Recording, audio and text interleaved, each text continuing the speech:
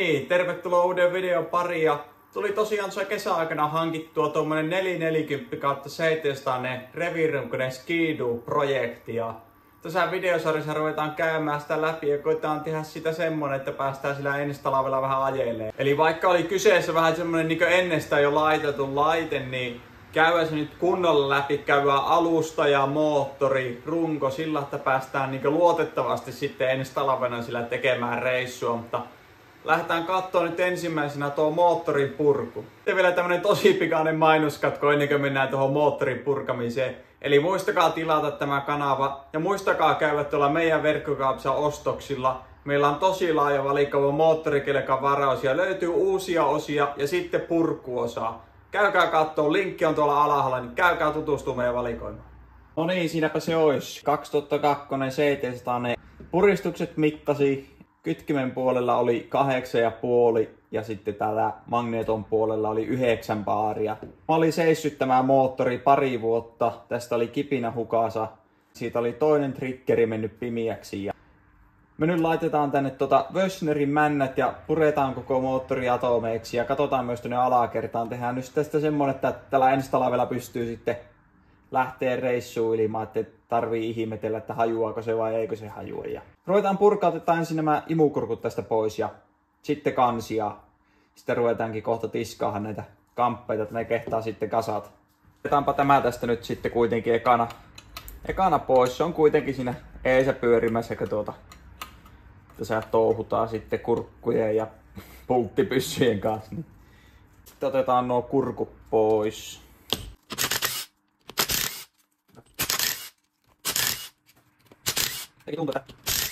Teki tosi tiukassa, tai mä en tiedä, on hapettunut, mutta oli jotenkin tiukkaa oloisesti pultit kiinni. Oho, sehän tuleekin sieltä heti. Joo. Läpät on täysin eheät ja hyvän näköinen. Tuolta on pikkupala uupuu tuolta nurkasta, mutta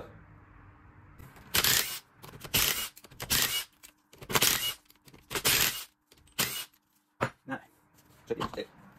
Tuoltakin nurkasta pikkupala puuttuu ja täältähän puuttuu sitten jo isompikin pala tuolta. Saatetaan nuo läpät laittaa vaihtoon. Sitten napataan tosiaan kansi irti 11 millin kannalla olevat pultit. Tästä kannasta sen verran oli vähän tuommoinen hapettunut ja huonon näköinen, niin todennäköisesti tullaan putsaa ja uusi maali vedetään päälle, niin saadaan sitä hyvän näköinenkin sitten.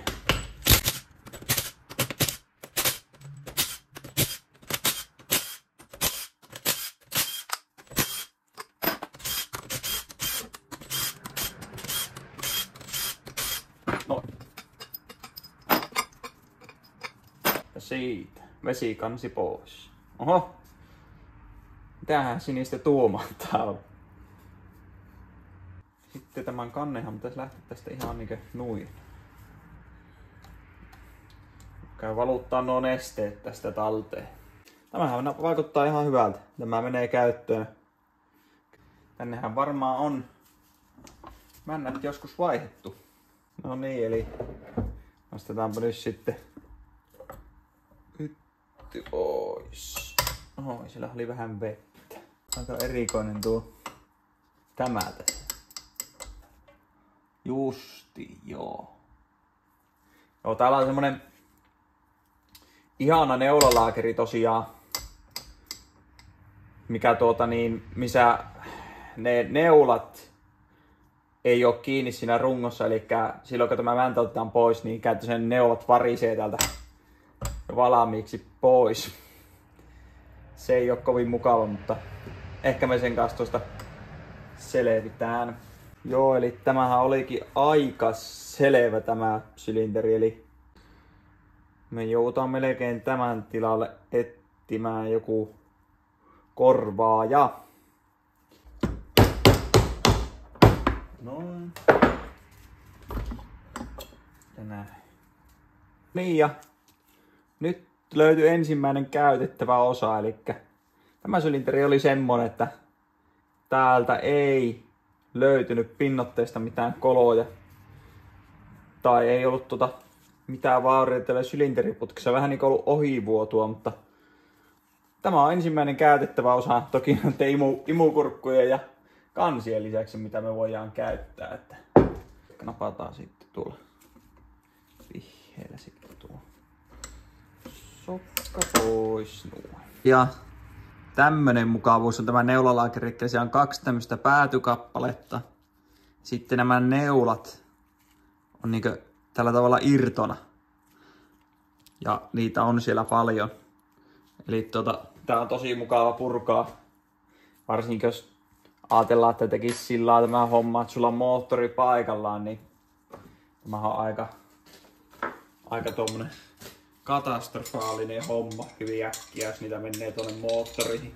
No niin, eli mä otin siitä vähän noita muita hilippeitä pois, mäntiä sun muuta, käynnistintä ja ruvetaan sitten purkaan tämä alakerta. Eli otetaan ensin tämä käynnistimen laippa ja vastinkappale ja ruvetaan sitten purkaan nuo triggerit ja starterit tuolta pois ja saadaan lohkot auki, niin nähdään minkä näköinen tuo kampura.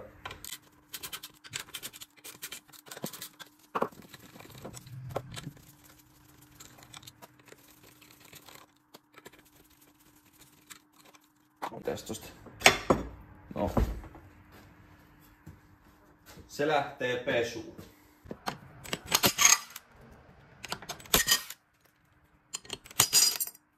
Sieltä vielä talteen. Näitä pultteja tosiaan voitiin käyttää tuossa ulosvetäessä, niin pistetään ne tuohon oottaan.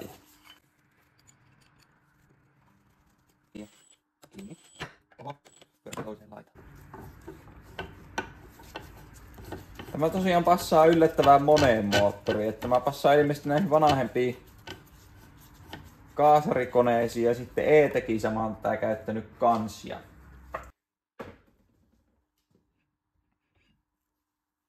Se ei ollut siellä paljonkaan kiinni. Sitten tosiaan nämä triggerit mä tänne laitoin viimeksi, niin mä en laittanut liimalla niitä kiinni, koska mä tiesin, että mä tuun tämän moottorin vielä purkamaan.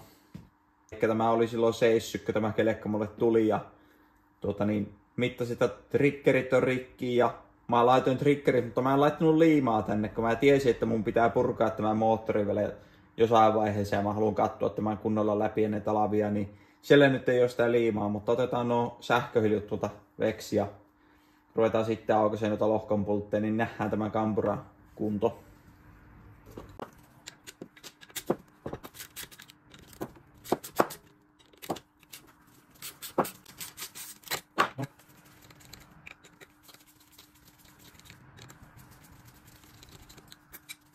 Se oli siellä 3 pultilla vain kiinni. Sitten sieltä vielä tuonne talteen ja tämä pienempi liitin tälle nyt ensin uitetaan, sitten tulee läpi. Noin, eli triggerit tuli siitä. Sitten tosiaan tuo startori, niin sen pitäisi tullakin sitten täältä aivan kohtuullisesti. Ensin kolmionmallinen liiti ja sitten tuo pyöriä tuolta noin. No niin, nythän me päästäänkin sitten aukaiseen lohkoja.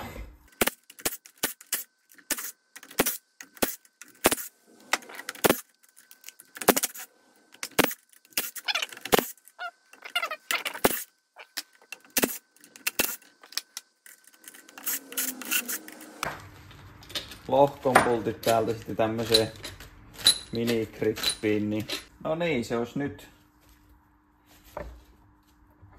kohtalo hetki.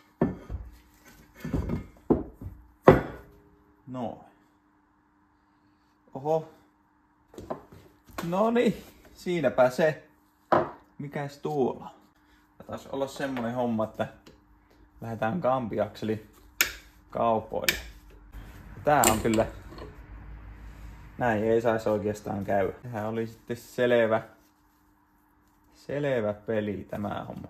No niin, siinä me taas nähtiin, vaikka lähtökohtana oli tommonen kohtuu hyvä ja toimiva kelekka, niin loppupeleissä tuosta moottoristahan nyt ei meille hirviästi jäänyt mitään hyödynnettävää. Eli seuraavassa videossa sitten vähän kahtellaan, kun noita osia rupeaa tippuun tuolta maailmalta.